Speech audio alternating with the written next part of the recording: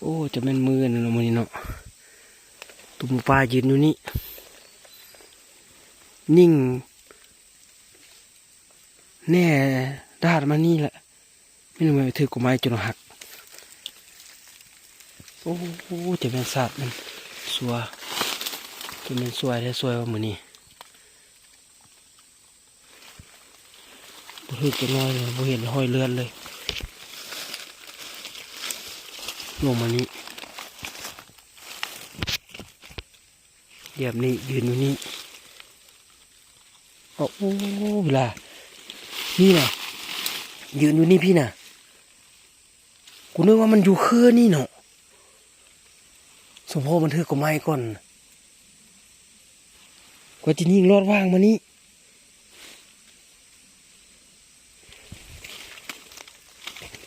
โอ้ถือแค่เวลา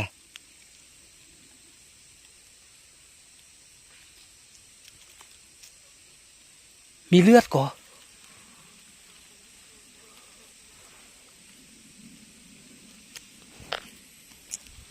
มีเลือดบรัว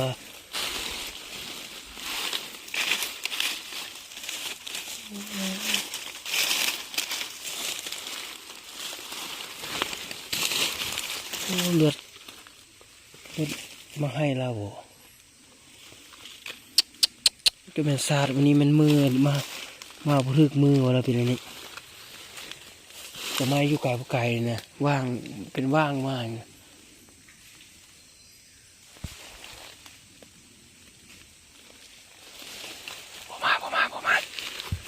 บ่แล้วถือกฎหมายบ่ไม่อัดตัวหมูตายได้งึดเลยบ่ไม่กฎหมายจนหัก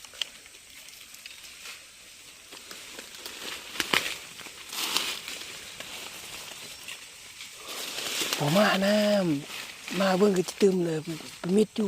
ดีคนเบิ่งเนี่ยหมอนั่นเท่มันนี่มายืนอยู่ก็ไม่นอนพี่น่ะไม่หน่อยว่ายิ่งวางมันพี่สิหรือว่าถือคนพี่เป็นกูจะยิ่งหัวมันหลาพวกนี้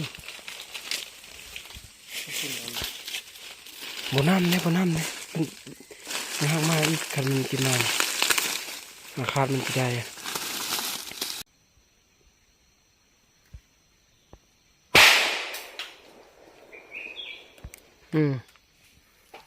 คืออยู่ป่ะนี่แต่ว่าสะแล้วถึงแล้วพวกกลมสแต็กอยู่คันหัวดำลูกเหย้าถึกกันนี่คันลูกสั้นจะ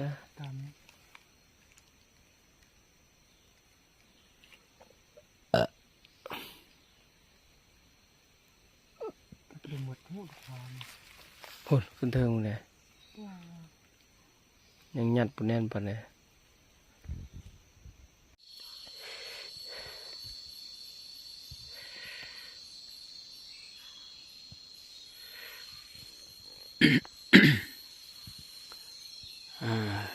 อยู่ปลาอยู่โผคือเกามือนี่น้ำมูสองคนมันจบยิงไกลปลายคนถ้าฟังเสียงปืนมัน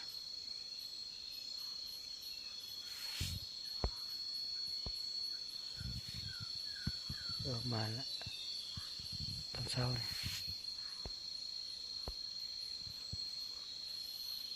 กลับมาเฝ้าบังไห้มาให้ประกาศจิมลมาสุดแล้วยิงหมูป่า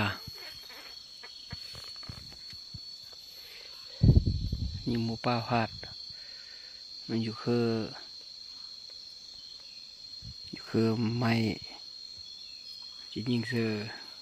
ขาหน้าครับไปถึกไม้ก่อนบูมานสุดแล้วเมื่อมาตั้งหลักมากลับมาอีกมาให้วัดจิมลละผู้ฝนพลม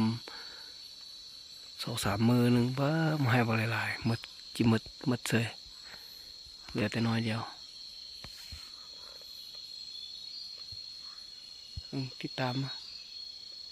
มีโอกาสถ่ายบ่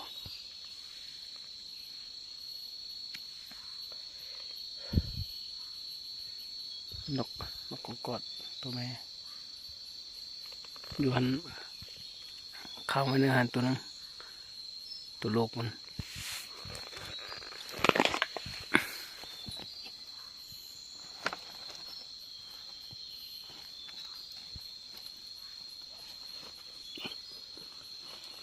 ยังตัวผู้อันจับอยู่กันเลย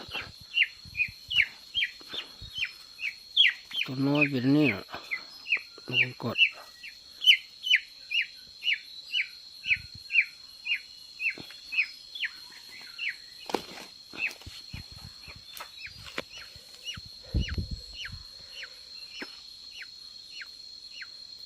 โอ้ขี้สะทงแล้ว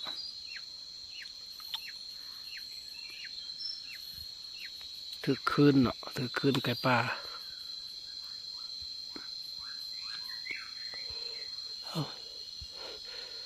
ลูกสนหอกจับเพลิงหากระไปแล้วก็บินนี่ถัดเราจีนิงพยานตกไก่ป่าตื่นไก่ป่าขันคือ นึกว่าบินนี่ละหากันนี่ถัดตัวลิงก็จากแปลงเนื้อพึ่งลิงเลยก็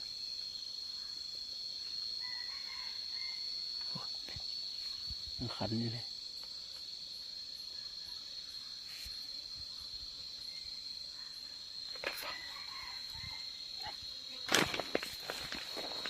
ถ้าฟังเสียง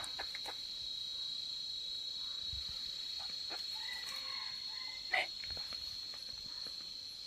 บอกว่าโมจิมานบอก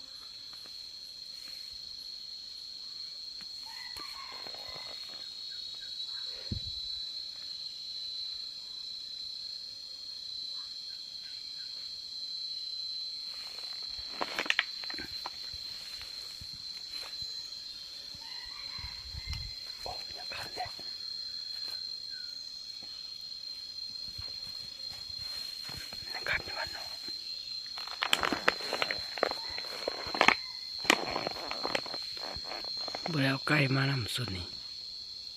เอามาสุดแล้วนี่ไก่มาสุดแล้วนี่ หูดน้ำไก่ก็จะยิงหอกขาตัวไก่อยู่อย่าไปมาตัวไก่ก็บ่ได้ไก่ก็บ่ได้หอกก็บ่ได้เส้นที่ว่าเอามาละเอาตูมาเอา